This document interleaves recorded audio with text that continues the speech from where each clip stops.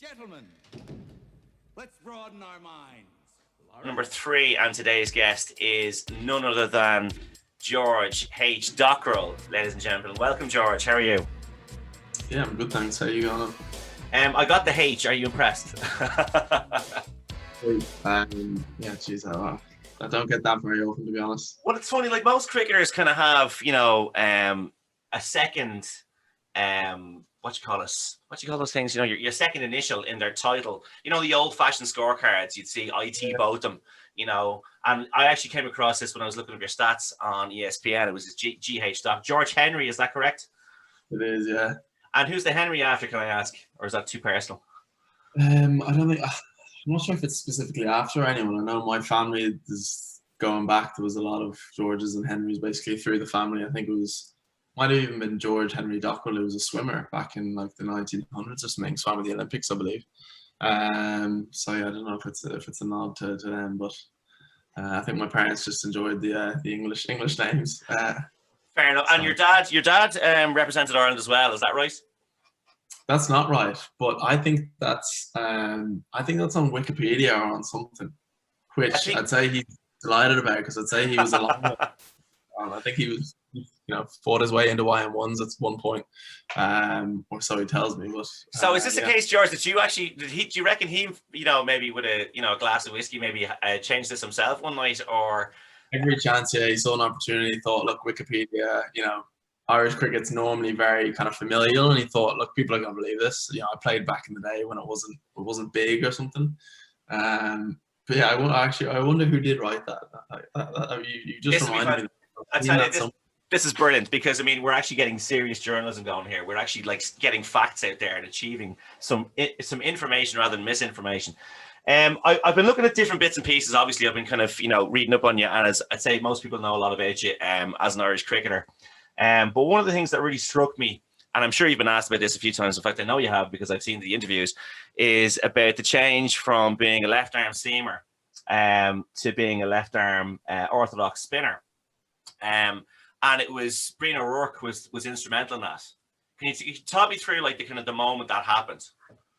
Yeah, Brian was a huge mentor for me, I guess, growing up, and I think anyone who's come through Leinster cricket, and even Brian is now coaching us with the Leinster Lightning, and then again we were talking the other day, myself and Barry McCarthy, and just about how much an impact he had on us growing up, and not just specifically one thing or another, but just that kind of work ethic or that attitude towards cricket all kind of started from him. So I guess pretty thankful to him for the work he did growing up, and so many other people are. But yeah, I guess also then the fact that he was the one who got me the ball spin for the very first time, which was pretty huge, because I'm not sure I was going to make the Irish team as a batsman.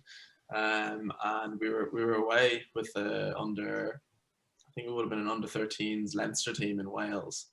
And we were over there playing for the week, and I think Hugh McDonnell might have been on that trip, and Owen Conway, both left arm seamers, and I probably was 3 miles an hour slower than those two, which I was probably on like 50 mile an hour in swingers, which did a job and when you're bowling that incredible. But I think Brina early on realised there's no future in this, and I was also an opening batter at the time, so I guess he felt like he probably wasn't taking away my main skill set. But he said, look, I think we were out on the fields right beside the dorms we were staying in, playing a bit of tennis ball cricket basically the night before our first game, or the night before our first training session. And I remember I was just bowling left arm spin, didn't know what I was doing, and Brina walked out and came over to us, and as I was bowling, he just said, do you fancy bowling spin this week?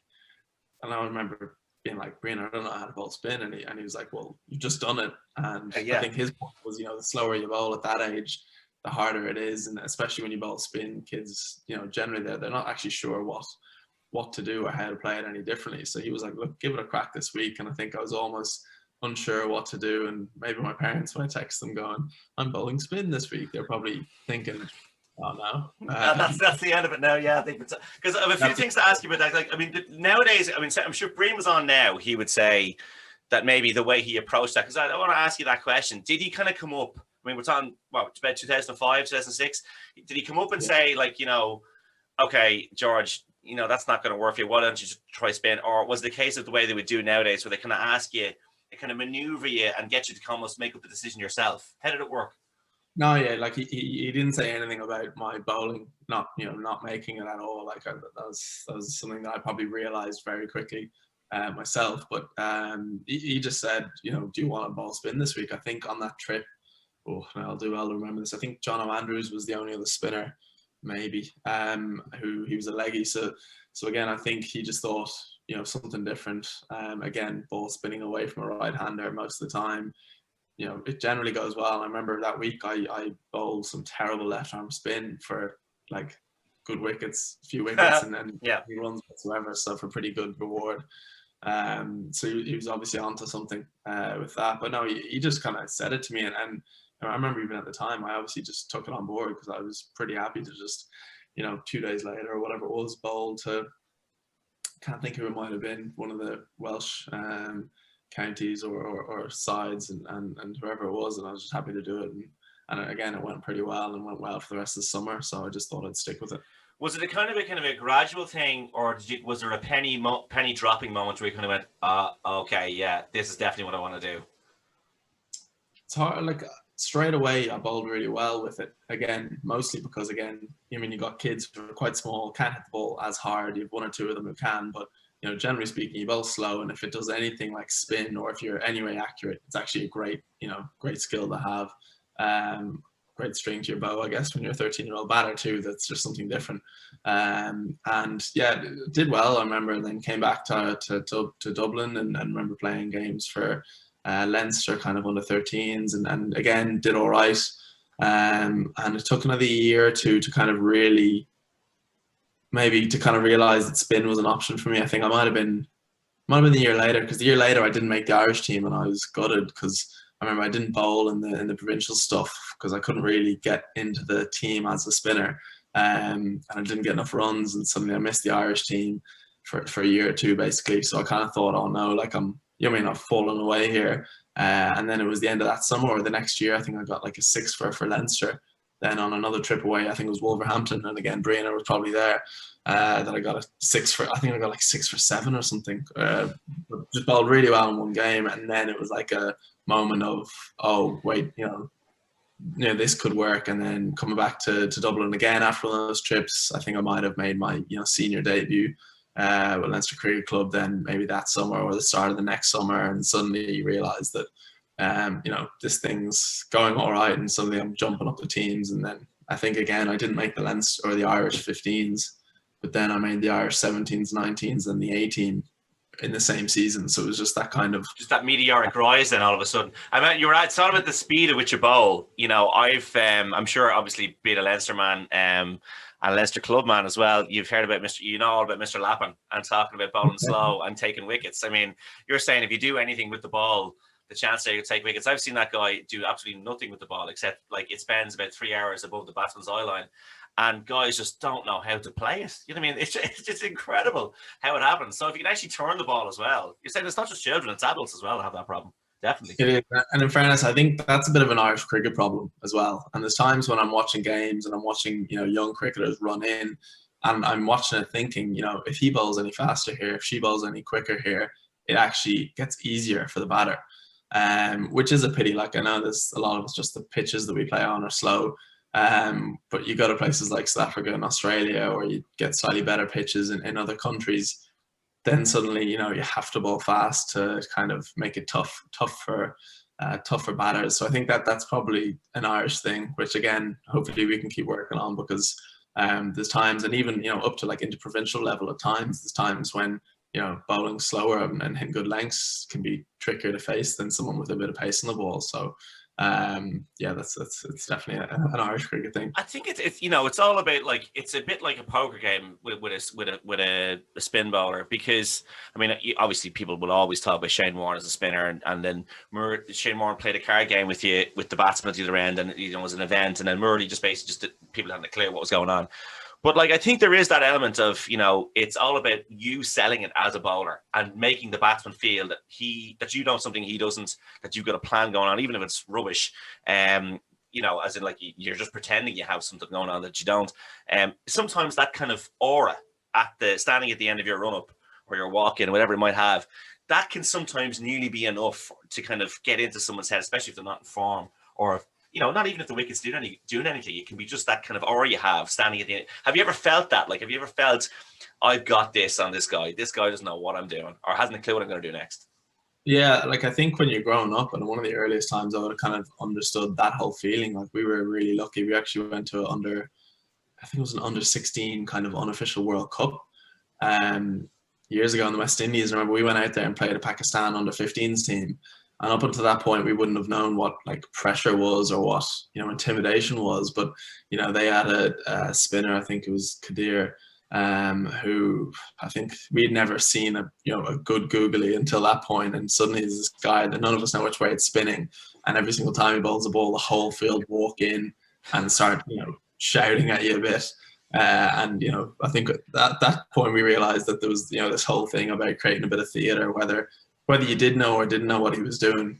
Either way, suddenly you kind of get that sense of someone getting in and under your skin really, and getting into your head. So I think whether it's a fast bowler bowling quick, or whether it's spinner, mystery spinner, or even just someone like, I don't know if you've seen Ray Price when he used to bowl, and just the intensity that he would like bring to the game, that he'd just be so at you that at any point if you looked at him, he's looking at you, that kind of thing. There's kind of no escape from it. So isn't it funny how like the quite often with the great bowlers, when there's a real big duel going on, quite often it's their least good ball that is actually the one that takes the wicket, because either the batsman's eyes have lit up, or they think something's going to happen. Oh, why is he bowled? He's bowled, 5 in a row, on the spot. I can't get him away. All of a sudden he's bowling out here. Is this going to like explode off the pitch? And they just see ghosts and demons that maybe aren't there. And it's a psychological battle. The same with fast bowlers too, I'd say. Definitely. And I think, I'm sure with the Irish team, we've had so many games like that, probably more so in the earlier days, earlier parts of my career, where, you might be facing a Aussie attack or some English bowlers, and you're kind of one-off game for the summer, and you've not really had that prep, and suddenly you're facing someone of Mitch Stark's pace or whoever it is, and then I think it is those situations a lot of the time where maybe you get through the good balls, you get through a couple of overs, and then suddenly you cut one to point, or you get a half volley that you somehow toe to mid off, and it looks terrible. And again, half that time it's trying to have that attitude of I don't know what it is, but trying to be clear so that when they miss, you're actually in control and able to do that. Because it's a funny game for that, I think, because sometimes it can really show those kind of frailties with that. I don't know if you see it as much in other sports, but you can be made look really kind of foolish in cricket at times when things aren't going well. I think it's because it's so intense. Cricket is such a mental game, so that when there is a degradation of skill, immediately people blame their mental character. Sometimes with like rugby, for example, the Leinster game the weekend if you were watching, it seemed like in the second half, after Leinster's lead had been reduced again by Exeter, you're thinking, oh God, okay, it feels like the momentum's going against Leinster here. But they just got a penalty, Rossburn got a penalty, and then just like, no, thanks, now we're going to re-establish ourselves here. And it's that kind of mental strength. But in cricket, I think it's so much harder in a long form of a game to re-establish yourself in a very short period of time. You've got to, really have that mental discipline to wait it out. And you're not, okay, you've got through 3 or 4 hours of tough work, or maybe it could be 30 minutes or 40 minutes of, an opening morning at Lord's or something like that. The job is not done. You've got to keep winning. The game is won over 5 days and all that kind of stuff. So I think with cricket, because it's such a longer game, and even the 50-over game is a long day's work, I'm sure you know yourself, obviously. So it's a lot easier to kind of almost take the tap off or open the taps too quickly and let your side down. And because people, especially fans, are used to looking at guys digging in and showing resolve, either that or just breaking loose. And I think it's what we're talking about here is gaining momentum and wrestling the momentum off the side. Yeah, and I think cricket, like, that's why people love Test cricket. And I think when you think about how long it is, and as you say, playing all day, 90 overs in the day, 5 days of that, it's like a lot of times, I know we always talk about this when we're playing the longer form, but it's the best teams just do it for longer. I mean, so a lot of times you have a competitive first session. Let's say you're batting and you go okay until lunch, and maybe you go okay until tea, and you're thinking you're doing all right. And then after tea, you just mentally fatigued as a team, and you just can't keep up with the opposition. And it only takes half an hour, and they can rip through you, and suddenly you're all out and on the back foot. So, but again, that's why Test cricket is amazing, because it's all hard graft, and when you win a game over that longer form, it's so rewarding, I think, because of that. And I think that's why people who play long format cricket, that's why I love it. When I've won a 4-day game on the last day of the fourth day, it's always way better than any T20 win or kind of 1-day win, because of that. You literally have gone to bed 3 times in the middle of that game and had to get yourselves up and ready again for it. And again, you can't really drop off for any time within that. So again, I think that's probably one of the things cricket obviously holds on to is the beauty of Test cricket, and that kind of ability to do things, but over multiple days. It's a saga almost. I remember hearing it once been described as like a, particularly an Ashes series, like a Shakespearean tragedy in 5 acts. You've got kind of the way, the mental degradation, as you can see over a period of time of, batsmen getting on top of bowlers and bowlers getting on top of batsmen. By the time it gets to the 3rd test and the 4th test, if a team is kind of on the wrong end of that momentum, you can see bowlers having the wood on certain batsmen, and you can nearly predict how they're going to get out, or vice versa. You can see bowlers kind of falling into the same traps, whether fielding teams, are dropping catches, or they've got the kind of mindset to drop catches, or the skipper doesn't know whether to kind of sink or bust.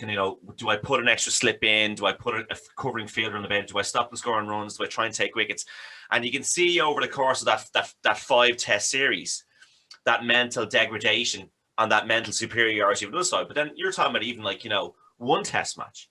I remember Gary Kirsten talking about playing India playing England, and just talking about winning sessions, and then having a wall chart of how many sessions they had won by the end of that match. And sometimes, you can win if there's 2 or 3 days and you've got 9 sessions. Sometimes all it takes is one team to win 2 sessions, and you could have won the first 7, and it's just the game is flipped over. So it's another wonderful thing about the game. It is, yeah, and I guess it's a pity, like with Ireland, obviously we've had such limited access to test matches, but hopefully in time maybe that'll change, and that you kind of get those longer series, because I think those kind of opportunities, as you say, it's following a team, and like having kept my eye on England India tests recently gone, like I just love that the storyline, watching a struggling batter kind of go into bat, or a struggling bowler, is he going to keep his place? I think that's just such a fascinating part of it that you don't see in many other sports. I know, baseball and things like that, you have those kind of repeated series, but against one another. But again, cricket, like again, it's amazing when you get those little battles. You think of Mitchell Johnson and the Ashes in Australia, like tormenting batters over and over again. But being able to clue into that and watch a guy who's slowly making people retire just from complete dominance. Well, they won't officially say that now. The likes of Jonathan Trott won't admit to that, but I mean, I think the sometimes the fiction is more fun than the fact. You know what I mean? Regardless of what he might say, but I think that wasn't so much a battle. That was an assault. That was I don't want to say a spanking, but it was like almost like a flogging. Every time he'd come in to bowl, I'd say everyone was up on their edge of their seats. Even the England dressing room were probably taking covers. Like, oh God, here we go again. It was almost like a dog being chastised and putting its tail between its leg and hiding under the table. Every time he got the ball in his hand, you just didn't feel that any of the England batsmen had an answer. Yeah, and like in fairness to them, like I've never seen in my life of watching cricket, which in fairness is quite short, but I feel like that's the fastest spell over a number of tests, because you watch a lot of bowlers, they bowl fast, but when you think of the quickest bowlers in the world, it's not often they actually bowl fast for 12 months. A lot of the time it's one spell that puts the fear into batters, and then you feed off that. But he bowled quick for literally every single test of that, which was amazing. So, and then in that sense, like I know the batters are probably struggling to deal with him, but the fact that he kept turning up game after game and was just relentless in that whole series, and their attitude in that series as well towards the English batters was so hostile. Like, and yeah, like I've never seen anything like that, and I don't know if I will for a while. Like, but no, I mean, don't underestimate as well in that case, George. Like the abuse he got off English fans for a long time in England when he was bowling. He bowls to the left, he bowls to the right. I won't finish it off. Like he got serious abuse, which Australian bowlers really aren't used to getting in England or Australia for that matter. And that was the perfect storm. He was in the prime of his bowling capacity. He was bowling quick. He knew he had the wood on English batsmen, not just one or two. Like at the opening batsman that he like, okay, I'll do my job here. I'll get Alistair Cook out and I might get Strauss out or whoever. I can get basically nearly any one of these lads, even Peterson. I don't care. Bring them all out. Wheel them all out. Put them all out together. I'll take them all down. And then on top of that, you have the Aussie crowd on his shoulders, baying for blood, literally baying for blood. So it's the perfect storm, maybe.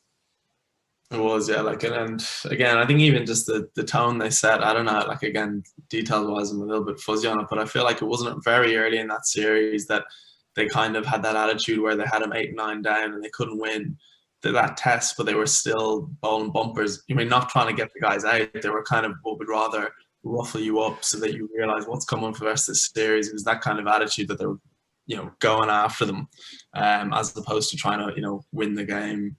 Because I think, it's one of those situations where, let's say England are 200 behind and the last three batters just want to get out and get ready for the next game. Like there's not much hope of them, I suppose, getting through, but that the Aussies almost didn't want to get them out in that sense, that they just wanted to get in their heads so that every single game from then on, they just weren't going to score a single run against them. I think that was the thing of Michael Clarke's captaincy as well, is that he strikes me as, I'm basing this on the way he behaved when he was out of form as well. Like he was so dogged and kind of like, I'm just going to keep doing the same thing over and over again. Eventually the form is going to come back. And it reminds me, like what you're talking about there, that kind of attitude, like just absolute dog eat dog. I am, so set in what I want to do.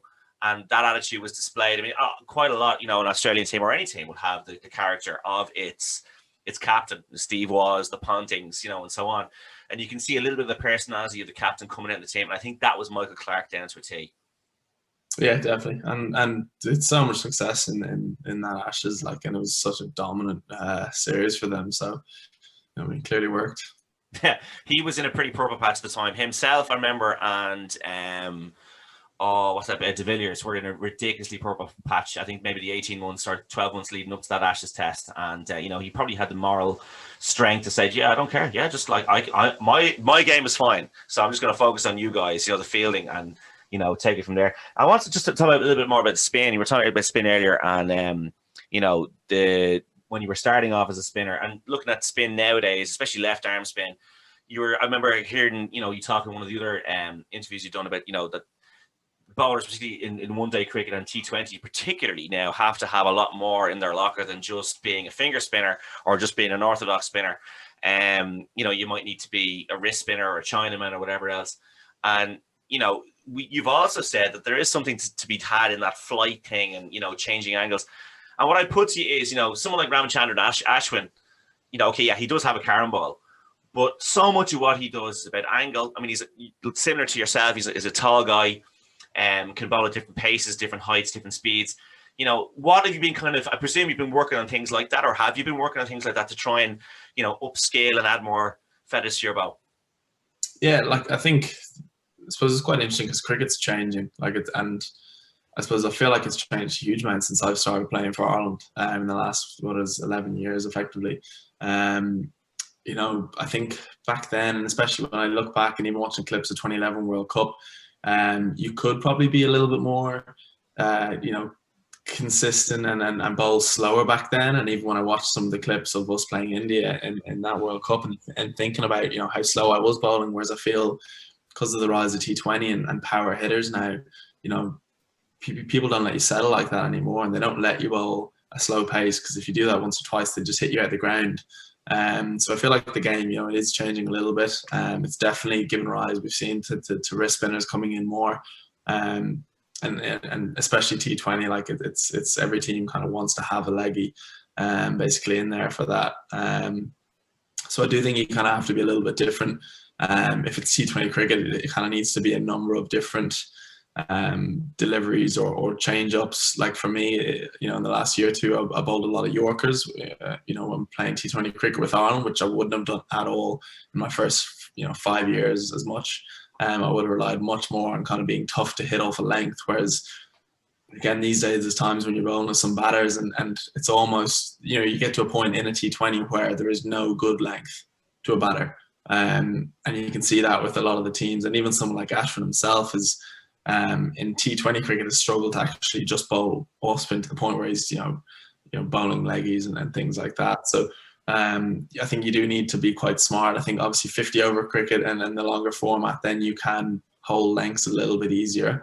But yeah, as you said, like I think some of those really small changes are actually incredibly effective. I think, if I was a young spinner and I was trying to tell someone, what's the best thing to do, I think if you can be consistent, put some shape on the ball. It doesn't always have to spin, but enough shape that it's going to drift and maybe a bit of dip, or maybe just kind of kiss off the deck. Doesn't always have to grip, but enough shape that's moving in the air. Be consistent, and then just play around with your run up. I'm there for play around on the crease.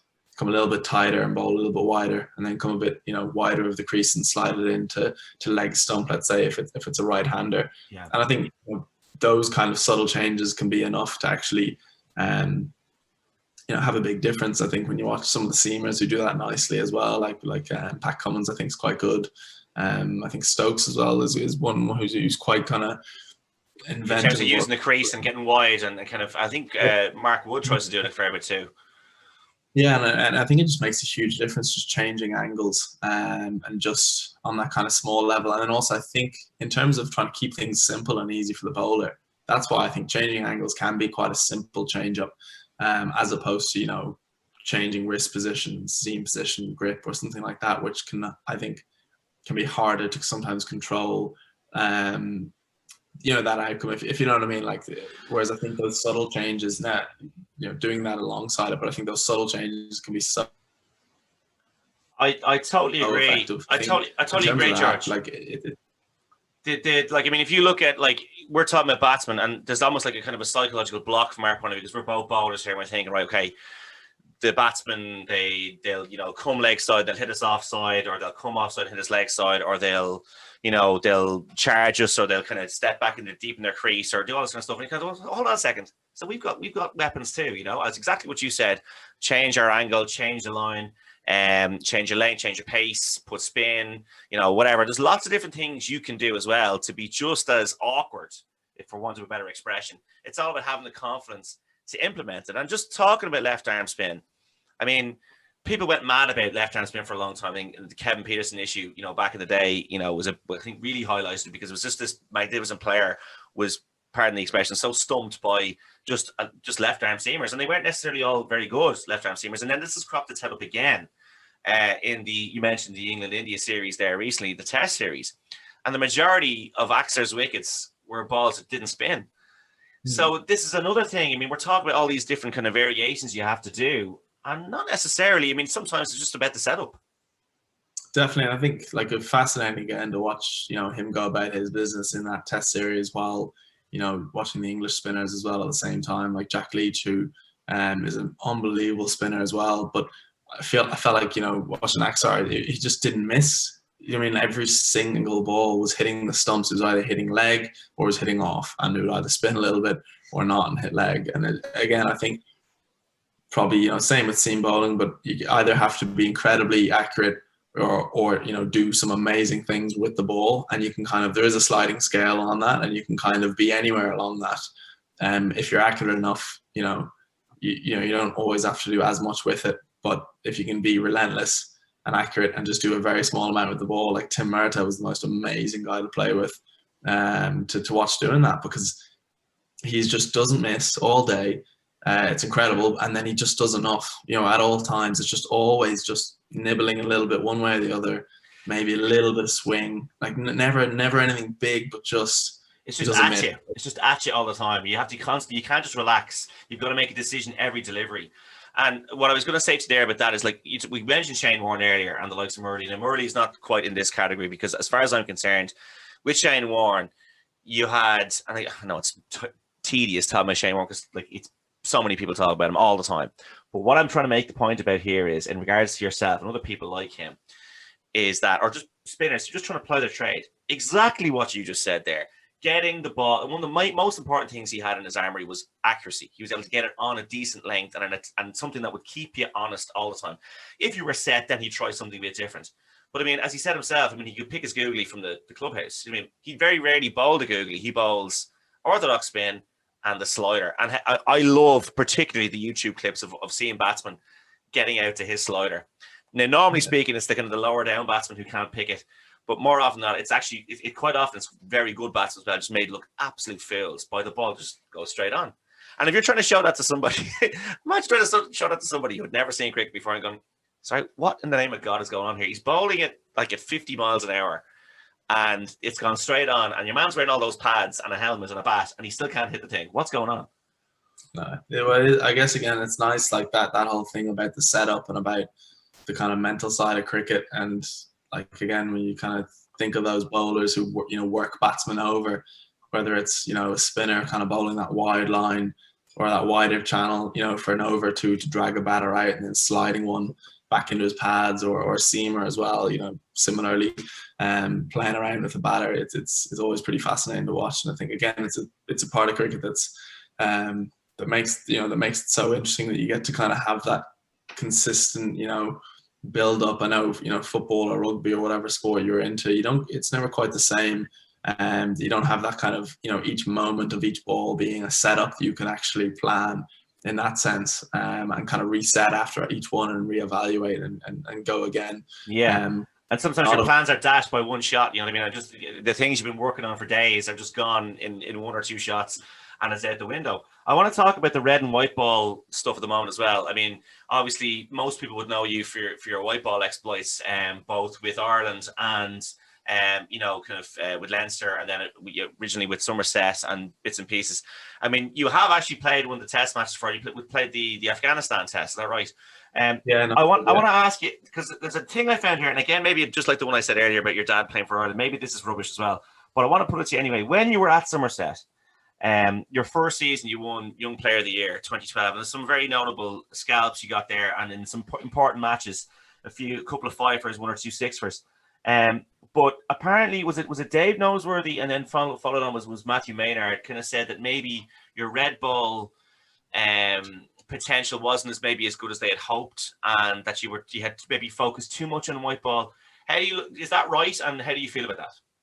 Yeah, it was really interesting for me, because my first year with Somerset did incredibly well. Well, sorry, 2011 I didn't really get a chance to play, and then 2012 we didn't have an overseas spinner, and suddenly I kind of had the opportunity to be the number one spinner and get a good crack at it. And there was an amazing start to the summer, so got a bit of good weather and hard pitches. So then I actually had a role to play, and got a couple of sixers basically in our first and maybe third game of the season. I got six for to win the game in both of them. So had an amazing start to the season, and just kind of carried that on through that summer. Probably didn't have as many kind of match defining games after that, but just, chipped away every game. And I think by the time I went away to the Under-19 World Cup, I think I was the highest wicket taker in England for a spinner at that point. So I had a really nice start, I guess, to the career in that sense. And then, the years that followed, I always wonder how much of it was kind of, I felt like I probably didn't change much. The years that followed, I didn't have a spinning wicket the first few games of the season. I was always in and out with Ireland a little bit. And I think I probably never really managed to develop into what they kind of, wanted of me in one sense that, I was always a kind of really slow bowler who didn't put much on the ball, but didn't spin it much. There was always decent drift, but it wasn't, I never really ragged, and I was just really consistent. I remember that was what I always thought was, my biggest strength was I just could, when I was doing well, I didn't miss. And granted, it wouldn't have spun that much, and a lot of the time I was getting guys bowled in LBW with balls that weren't spinning, but again, just being consistent. And I think, I changed my action then, not drastically, but between Ireland and Somerset, all the coaches were trying to get me to spin it more and kind of move forward. But I felt like when I did that, I potentially kind of lost a little bit of control and never really, maybe spun it a bit more, but when you lose the control, it looks like you're spinning it less, even if you are. So I wasn't even sure whether I was kind of moving in the right direction with some of that stuff. So it was interesting. And again, after those first couple of years, Nosworthy was quite good with me, that he was quite supportive, although again, he wasn't too keen on me being away with Ireland. And I know there was a time when I was about to play a game, and then they said, well, look, why would we pick you if you're going to be playing with Ireland next month? We should pick Jack Leach, who was kind of coming through at the time. And didn't take many of those kind of arguments or situations before. Jack's played a couple of games, then I was away, I came back again, played a couple, and then I think there was a game where I was injured. Maybe the year or two later, I was injured, second game of the season, and he came in and played and got a fifer. And I remember thinking, it's so hard now for me because I'm also now, again, I'm going away in 2 months' time, and they were always very, I wouldn't say negative, but like they didn't like me being away with Ireland and not having control of my time, and having to have someone as a backup for me. And then suddenly, when Jack Leach, and he's been absolutely brilliant since as soon as he was, doing well and then doing better than me, then I think I was always going to struggle, I think, to continue on. I don't understand. I mean, like if they had at that stage, let's say you were, in line to play for England even, they would have still had that issue. You know what I mean? You still would have been missing, maybe even more so, because England would have played a lot more cricket in the summer. And, you were still going to come back maybe for 1 or 2 games, at the tail end, basically the bookend of the season, at the start of the season, as the lads are starting now, and 4 and 5 day cricket now for the longer form of the game that are not involved in the IPL, and then the other end of the season when the kind of test series are over, and then it's like you return to your county to kind of maybe. Hopefully, if they're at the end of a cup competition or something, you might come in as a ringer, literally, and do a job. So it's kind of the same whether you were England or Ireland. I don't really get it from their point of view. Yeah, I guess there was obviously a financial side of things. If you are an English spinner, then they take on your contract. You're probably doing more to grow the club's reputation. You're doing a lot more things. And similarly, I don't think I was playing. I wasn't playing well enough to kind of command that same attitude of me. It wasn't like I was coming back, and when I was back, I was getting fifers, and then I'm off again, and they're saying, "Good luck." So I wasn't doing enough to kind of warrant that attitude towards me. But I know it was quite different. Like I remember I think it was the ODI where we were flying over to Ireland to play England, and it might have been me and Keyswetter. And I remember having a team talk, and I think they were like, "Right, good luck, Craig, this week, next week in the game." And I think I was sitting in the corner being like, just waiting for a nod. But again, they're trying to develop English cricketers as well. Yeah. So I guess for them, me leaving, they didn't feel like they were, me leaving didn't really help that system. And in fairness, they were very good to me and very supportive of Irish cricket. But there was always a bit of tension, I think, between them thinking I was away, just playing T20s, getting whacked around, not developing this red ball game, not, fulfilling the potential they kind of hoped in terms of red ball cricket. And I found it quite tough, I think, with some of those, because I felt like I was kind of caught between that. Ireland were, again, wary of losing, of wanting my time. And again, for them, I'd kind of arrive on tour.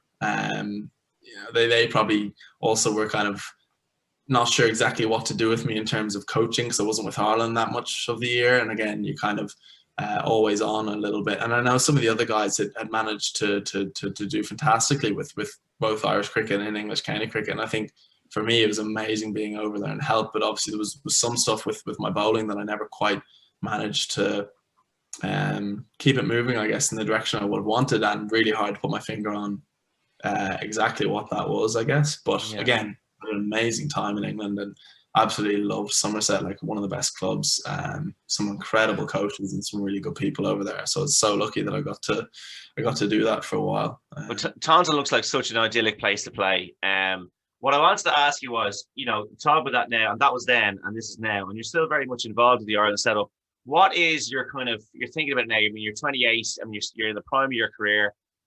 What are you looking at now? Like, are you going to put your eggs in one basket? Or are you going to try and see, who wants me? Are you going to try and go push more red ball, or are you going to try and stick with white ball? How do you feel over the next 2 or 3 years? What are you looking at? Yeah, well, look, I guess with the Irish team, a huge portion of our next cricket's T20.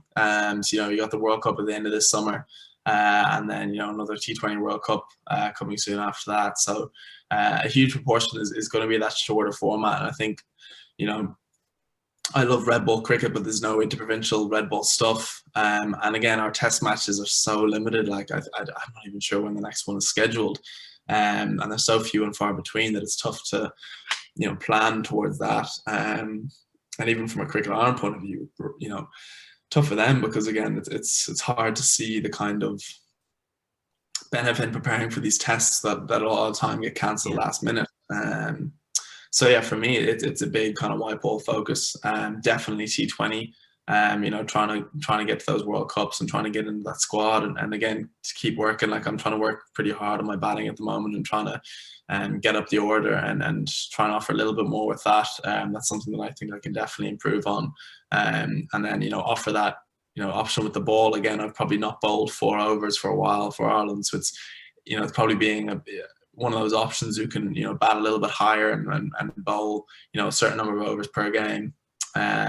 And again, to be able to take it away from the right hand bat and offer that option within the team. So for me, definitely the batting is kind of a big focus at the moment that I'm trying to push towards, which again is really exciting for me to kind of taking on that slightly different attitude. Because again, when I would have come into the Irish team, you know, really couldn't really hold the bat very well. Didn't score many runs at all for my first while. And thank God I had a bit of a background with, you know, as I said, working with Brianna from under 13s all the way up. That, you know, I feel like I have had the foundation to actually develop my batting as I've played, you know, more and more professional cricket.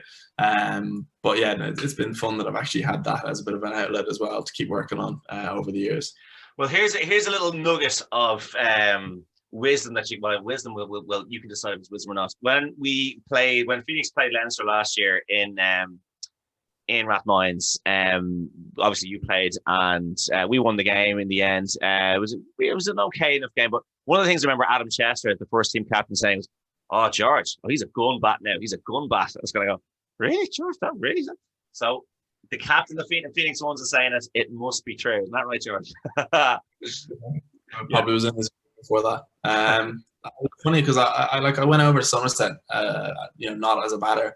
But again, you kind of have to work on all those things over there. And I remember I got over and you know, met the spinners over there. And Max Waller was one who I remember I met him and he had a second team double 100 as a leg spinner. And I was thinking like, all right, is that what we have to do?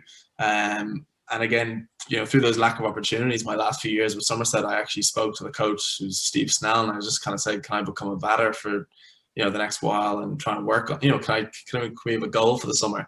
And he was brilliant, and he gave me a lot of opportunities with the twos, and I got 100 and maybe a 90 and a couple of the 50s, you know, that season. That again, it was so nice to, you know, have done that, because I actually didn't know if that was possible, you know, if I had that in me.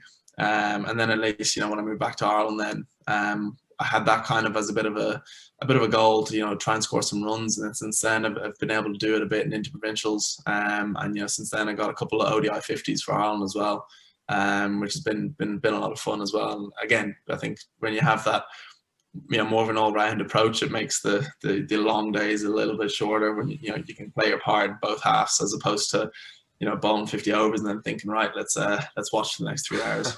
Does it take a little bit of pressure off your spin bowling if you can, you know, if you can contribute with the bat? Definitely, I think I'd recommend, and I think these days also you just have to do a bit of everything. But yeah, definitely makes things a little bit easier if you can be out there getting 50, getting 100. You know, you're already, you know, contributing, and it also makes things a lot easier when it comes to team selections, when it comes to squad selections. You know, the amount of times, and if I'm ever talking to any younger lads in the Irish setup, and you know, if you're a batter, can you become a bowler? Can you even become a keeper maybe, and be the second keeper who gets to go on tour because your batting is that good that they're kind of willing to take you. And I think, you know, again, the amount of players I've met as well who, when I was kind of 18 over in Somerset, you know, Lewis Gregory would have been one of them who, I lived with him for 5 years when I was there, and he was a batter basically when he got his first contract, and he played twos with me when he was 18, 19, and he used to go at 6 and over bowling red ball, and he didn't know what he was doing with it, but he was a batter, you know, batted 3 or 4, got some runs in the twos, but then one year it just clicked, and suddenly, you know, I mean, now he's putting his hand up to play for England as a seamer, and you can obviously see when he bats, you know, he was an incredible batter, still is. Yeah. But you know, I think there's some cricketers as well who do develop like that. Same like Joss Butler and Craig Kieswetter when I was over there, kind of Kieswetter a bit before my time, but by all accounts wasn't actually, you know, as an amazing in the Gloveman when he started as when he started playing for England. Then my God, he was amazing. And same with Joss Butler, like again, started keeping probably my first or second year on the staff and just started, and you know, wasn't amazing at the start. He was obviously such a talented fielder, and it didn't take him long to kind of work hard enough to get good. So Yeah. I think with kind of any part of cricket, it's always worth keep working on two skills, if not three, because you just never know when one clicks, and then suddenly you're. And exactly as you say, it develops your enjoyment of the game as well. You're not just if you're an opening bowler and that's it. Oh, that's it. I'm done. I put my spikes up. Then after 6 or 7 hours of spell, I just go out into the field and just relax for a bit or whatever. Or if you're just a batsman, you can sit in the field and slip or whatever for a little while. You're constantly in the game, and the really big characters want to be involved in the game all the time. They want to have a say. They want to be looking at if there's a tough situation going, I can do something about this, whether it's with the bat, with the ball, or catching, whatever else. Now, speaking of batting and improving your batting, I want to bring you back to 2011 and Bangalore, and I noticed that you played that game, but did where were you due to come in? Because you're down to the 7th wicket and number 9, and Trent Johnson is in. Were you next in, or were you the one after that? I was next in, and Bordy was after me. So I think there was a nice photo Barry Chambers might have put up on Twitter recently, and there was me and Bordy in the changing room, I think both with our helmets on and fully padded. Like, I think we were watching the game on the TV, because there was times in that World Cup where I couldn't watch like live before going into bat. I don't know why. I used to get really nervous about my batting, not anything else. I used to go into the changing room and watch it on the TV, because then it felt a little bit, you felt a little bit more removed. And especially in that game, I think we were just inside the doors trying to keep an eye, because again, you get to see all the replays, you get to see whether it's spinning, whether it's reversing or what's up going on. And yeah, I've never been so nervous in my life, and thinking that I was going to be the one who had to go in and hit the winning runs. But thank God the lads brought it home. I don't think they were really in doubt. What was the delay between, let's say, the crowd shout for a boundary behind your head and seeing it on the screen? What was the delay like? Like, was it seconds, or was it almost 7 or 6 seconds normally? So that's why I remember, again, I think it must have been the first game we played Bangladesh, and the changing room's a little bit further away from the door, basically. So when you're inside, then and the amount of times you do this, you run in to grab a bit of food or grab a bottle of water, whatever it was, or maybe put your pads on, and you hear a scream, and you don't know if it's a 6 or a wicket, and you're just then running over the TV to watch it with whoever else is in there, waiting to see what's just happened outside. So that was always pretty unique. And then same with Bangalore, you kind of might hear something going on, and then you're watching it thinking, what kind of cheer was that? It was too loud for yeah, I know what you mean. I'd love to know, okay, now, be honest with me now. Was there a part of you sitting in that change room going, okay, I know the bowler, I know who it's going to be, and I know the shot I'm going to play, and I know it's going to go for 4, and I'm going to be the one to bring this home? Was there a part of you that was kind of visualizing that, or were you just trying to hope, please God, no? I don't think I was as clear as that. 2015, I remember I did that a lot better. And thank God I did, because I actually got in for one of those games, the game at the Gabba, playing UAE, and managed to be there at the end. Me and Cusey won that game.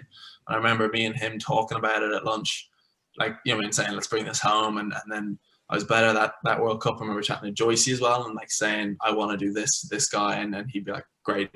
But yeah, 2011, I wouldn't have been on that level. When I think back to that World Cup and I was batting, like I was so raw. Like whenever I did go in, and even thinking of my dismissals, that I wasn't thinking on the level I would have liked to, having looked back at it. But again, I was 18 years old, I guess, and then it's probably not a very good batter back then. But I don't know, George. I mean, like there was this. Again, I've heard you say before, like part of one of your, well, I think you've said this, and maybe it's right, maybe it's wrong, but part of your success when you were so young was that kind of, I'm only a kid, you know what I mean?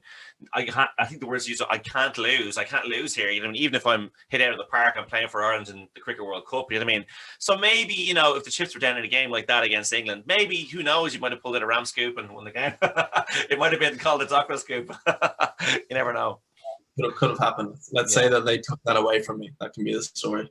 Well, that's exactly. And from here, and then you heard it here first, world exclusive. It's the Dockrell scoop, not the Dilshan scoop. That's basically, yeah. So that was a long time ago, and it's a mad to think, like, that's 10 years ago now, and that you've been an Irish professional. An Irish professional cricketer for 10 years, you know, and still, you know, at the prime of your career, potentially. That's what, so I'm just going to put a light on here because, as we said, a bit like India, the dusk is starting to come in on top of us here. Now, I just want to talk very quickly, because I'm just conscious of time. I don't want to go on too long. I want to talk, just, you were talking about that there and being focused and in the moment and kind of having a kind of a pre-plan. And you were talking about, you know, the data science work you're doing in the degree, and you've got a kind of a little bit of an apprenticeship now going, or an internship, sorry, excuse me, at the moment. How much do you see that kind of feeding into what you do as a cricketer now, season by season? You know, for example, this season, will that feed into, you know, analytics as much as you can do? You know, what sort of things do you look for with the batting and bowling? Is it that data analytics that will help, or what has helped feed your game up to now? Yeah, I think the kind of, you know, playing professional cricket, I think helps me kind of understand that the data and analytics was something that I actually found really interesting. Kind of realizing that there was like insights in the game that, you know, you could get from the numbers that you may not be able to understand from actually being in the situation yourself.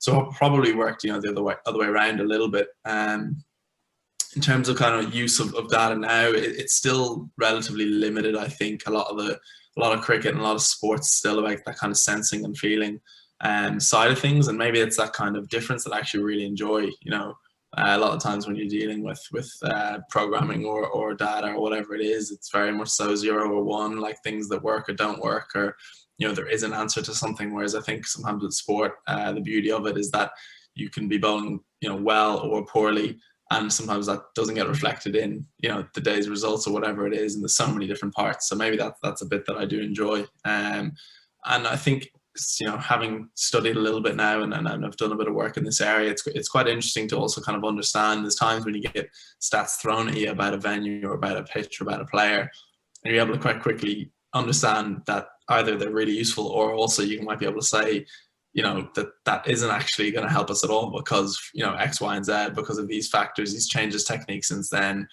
Plus, it's, you know, it's tiny sample size. Let's say it was a 3-match series, we played against him, and since then he's done this against that team, against this attack, so it's no longer a weakness. So what, you know, whatever the question is, but it's quite interesting now to kind of have a little bit of a background into that. And I think, you know, watching the space of cricket, and I don't know how much you've kind of kept an eye on like CricViz and some of those companies, they're doing some brilliant things now with stats and following the IPL and watching, you know, or even the World Cup. I remember in England, and they just had some brilliant stats, so that when you're watching it, you're actually getting an insight into, you know, is this actually hard to bat on, or are they just having a bad day? And the amount of times where they'd say, you know, the bowling team's actually bowling beautifully, they're just not getting wickets, they're getting a lot of plays and misses, or you know, the ball hasn't actually spun much today.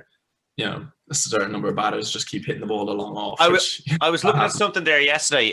Over the last few days, I'm looking at bits and pieces, particularly yesterday on ESPN, which is not a great site. It's not bad. It's not bad for kind of a, you know, in terms of statistics, bits and pieces. But even on that side, I was kind of becoming aware of like the kind of the depths of, you know, the layers. It's not just a statistic, it's the context through which the statistic is being taken. For example, you get, let's say, a fifer on this particular deck, but it's the deck, it's the time of year, who your captain was, what spell it was your first, second, third spell, what the weather was like, whether it's first innings, second innings, whether it's a new ball, no ball. There's so many layers to these statistics in terms of exactly what you're talking about, take them in the context and the sample size as well. So, like, I mean, it takes one person to compile them, but it takes a totally different person to interpret them. And I think that's the challenge that modern day cricketers, as well as, because, and I say cricketers as well, because a lot of cricketers are responsible for looking at their own statistics as well. And it is out there for them to look at. It's not just the role of the coach anymore, but I think it's still a little bit at the coach's door to say, okay, let's take the bits here. A bit like, you know, the old players talk about, you know, they'd have a VHS of their best innings or whatever else like that. Let's kind of pocket these statistics here, put them away and keep them, because these are really good to use. It's the mark of the coach now, not just about talking about the feel for a player and, you know, grip or a stance or a run up. It's now about using statistics and picking the right ones to help focus the player in the right direction. It's a challenge, but it's exciting as well, isn't it? It is, like, and I think even cricket becoming a little bit more, you know, scientific again, and IPL again seems to be a place where you kind of hear about a lot of these things, and how, you know, how much they calculate the bowling changes during the game. matchups, trying to find the right combinations, and also no longer using people in a variety of ways, but having people maybe earmarked as, oh well, he bowls to left-handers, or he bowls death when it's a right-handed batter, and not having to say, oh well, moving away from that if you need to, because I think they've found a lot of really, really interesting things now around what matters and what doesn't matter within cricket.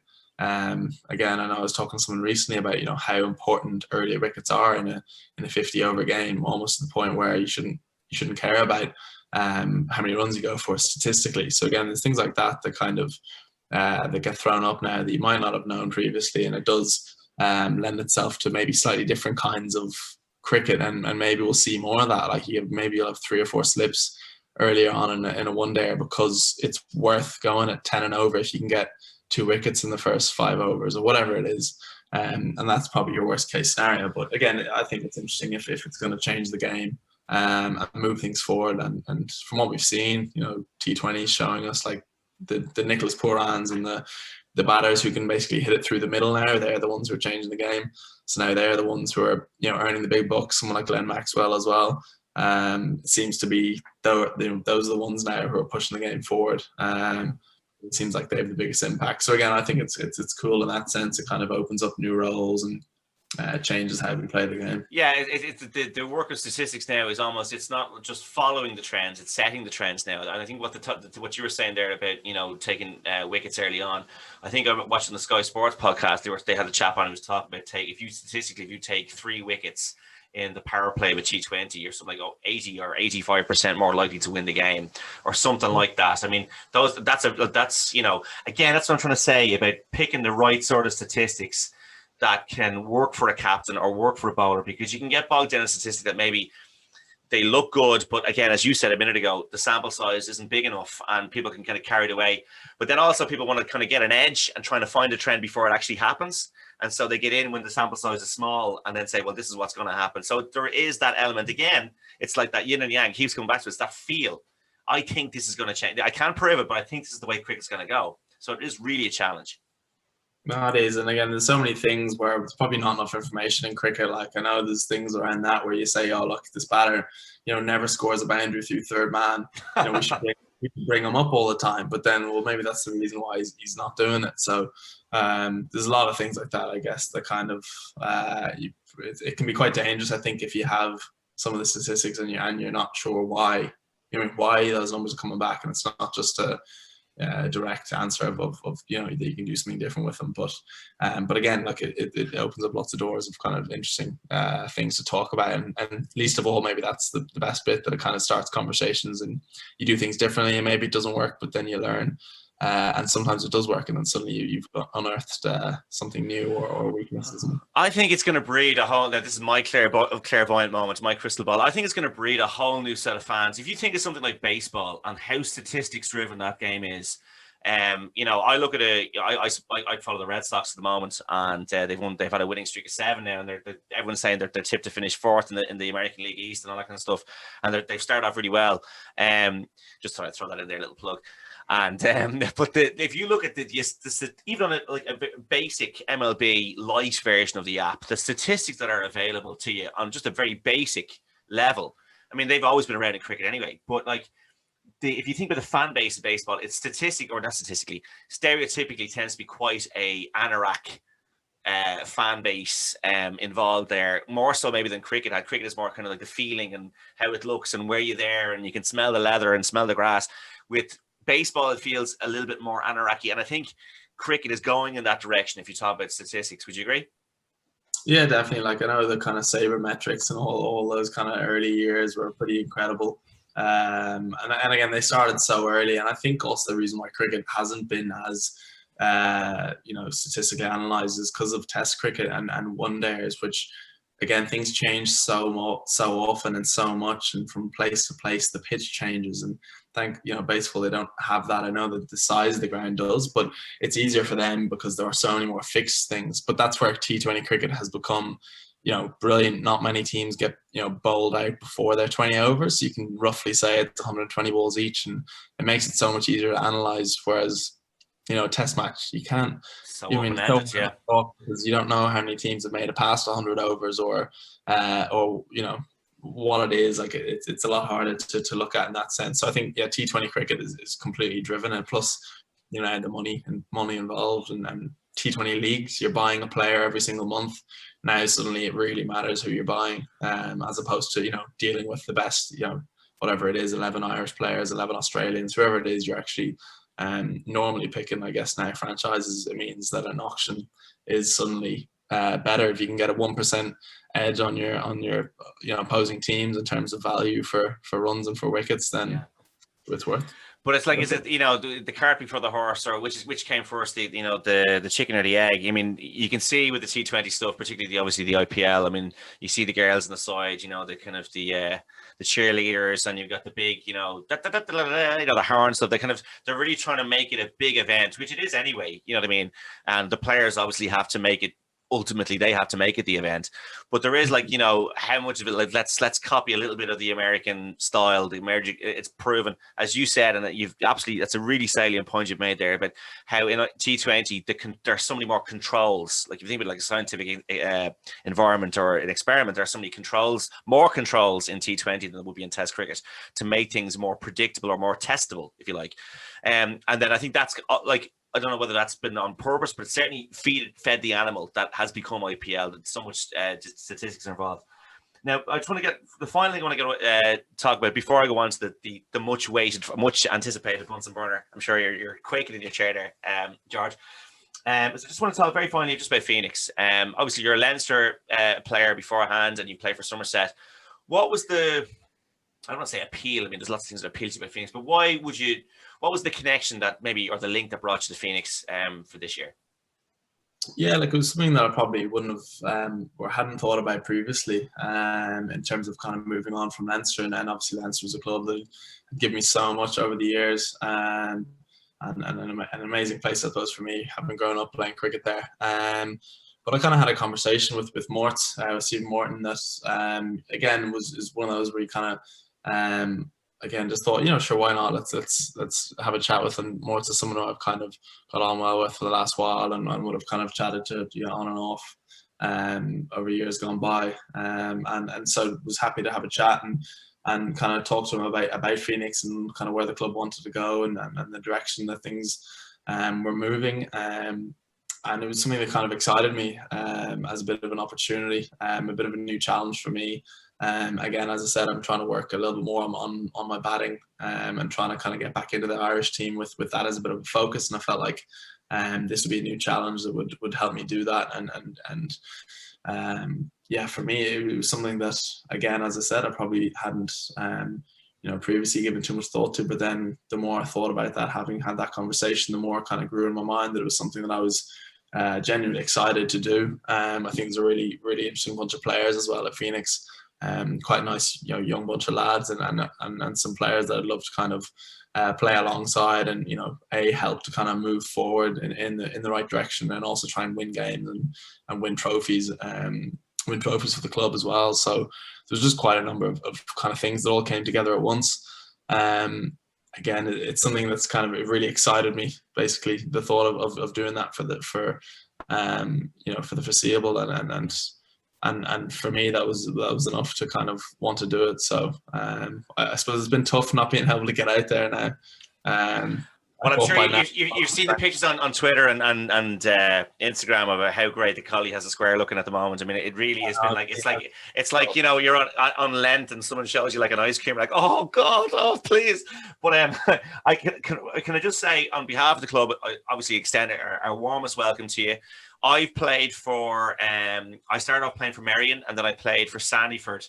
I've been around different clubs in Dublin, and when I came to Phoenix, it felt like I came home. I really, like, you're made to feel welcome. One of the reasons why I wanted to have you on this is not just the fact that it's George Dockrell, played for Ireland, etc., is to try and bring you in and welcome you, in this COVID environment, because, I mean, it's very hard to talk to you. You could be months as a member, but never get to see anybody. And this is one of the reasons why I wanted to have you on. And with the final thing on the stage, I stopped playing last year. to try and get involved with coaching. And as I told you before, actually, believe it or not, we were talking about Brian at the start. Brian was the man who actually did my coaching accreditation in March last year. And he's everywhere, isn't he? He was, as exactly what you said, he was matter of fact. The first thing he said to me was, you were doing a batting lesson, you didn't have a bat in your hand. What's wrong with you? I'm kind of going, oh, God, oh, jeez. And it was funny, actually, 2005, would you say it was around 2005 was the first time you met Brian? Or, but it's the first time he told you about the spinning. Pretty early, I would have been, 10, 11, 12 when I would have, so yeah, probably 2003, maybe around then. It's just because that was the first time I met him as well, but I'm not in a cricketing context at all. I was actually on teaching practice in Star of the Sea in Sandymount, and he had come out, like what we were saying earlier, he had come out to do coaching sessions with the children. And I said, God, how lucky are they, like, to have those guys come to their school? And this is a national school. I mean, they don't come to, they never came to my school when I was a kid, and this is fantastic. And then last year, obviously, he signed off on my what's called not my accreditation, just I'm not an accountant, but my final kind of your little exam at the end of the coaching course. He was the one. I thought it was a nice little rounded thing. But anyway, putting that aside, what I wanted to say to you was I started coaching last year, little bits and pieces with the lads, and work with Stephen and Matt and the lads, and I got more enjoyment out of seeing the lads play well and do well and implement stuff, because it just meant so much more to me. And the reason it meant so much more to me is because these guys are a great bunch of guys, and they're guys that you want to do well. You want them to see them develop and do well. And to have you as part of that, George, I just hope that you find that the way we find that you get that too, that you can feel part of that as well. And obviously it'll make everyone feel better about playing well. And I just really hope you get that. And there's no pressure now. I'm just telling you, you have to feel that way, George. Now, no pressure. No pressure. We've had a few Zoom calls already and a few things like that. It's been nice chatting to the lads, and obviously I've had a couple of calls with Chester and a few other people as well. So it's again, it's nice, I guess. Still having that contact, and just excited, I think, to get outside hopefully in the next month or two, and win some games, and also just play a bit of cricket and train. Like I'm not far at all from Phoenix Park here, so and I'd be kind of traveling through there a lot of times on my way to training. So hopefully you'll be able to drop in soon, and we'll be able to get some sessions in. Brilliant. I'm sure you're excited. I'm really excited about the season, but not as excited, I'm sure, George, as you are about Dennis's Bunsen burner. Strap yourself in. The rules are, okay, you can have a maximum of 3 spins. You can say pass on one if you don't feel like talking about it or it's boring or whatever. But I get the feeling, George, you're a confident sort of guy. You'll just take whatever comes and you'll knock it out of the park. Okay, so I'm going to share my screen. And I'm going to share this out because the sound really is the best part. It's spared no expense, I tell you. It's spared absolutely no expense. So here we go. Now, before we start, George, can you see this? Can you see the wheel? Are you okay? Okay, here we go.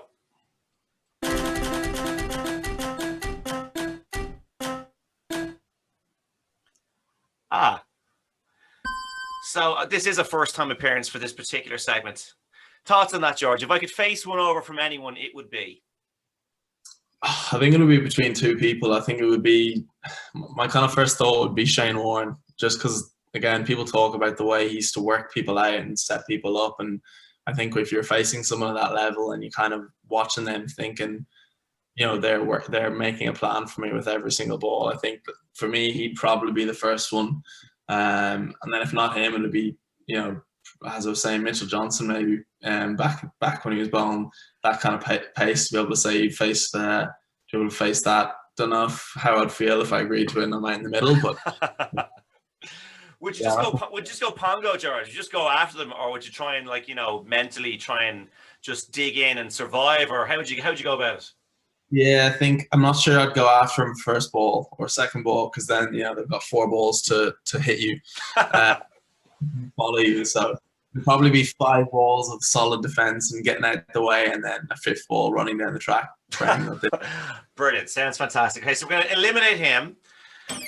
He's going to be taken out, so we can't get him again. And remember, you can pass or you can accept and tell us what your answer might be. So it's the last one. Best of luck. Here it comes.